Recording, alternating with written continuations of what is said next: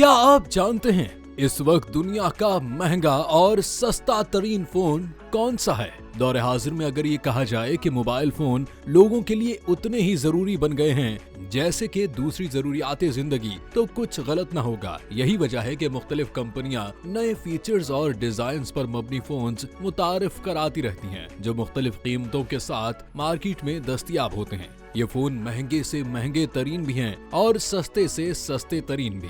दुनिया के सबसे महंगे फोन के बारे में बात की जाए तो इसकी कीमत सुनकर आप दंग रह जाएंगे। ये phone falcon supernova iPhone 6 pink diamond है, जिसकी कीमत 48.5 मिलियन डॉलर है। ये 24 कैरात सोने से बना है और इसकी पुश्त पर एक बड़ा गुलाबी रंग का हीरा जड़ा हुआ है।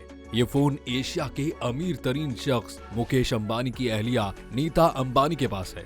जबकि अगर दुनिया के सस्ते तरीन फोन की बात की जाए तो वो फ्रेडिम 251 है, जिसे एक भारतीय कंपनी ने लॉन्च किया था। इसकी कीमत 251 भारतीय रुपए है, यानी $4 से भी कम।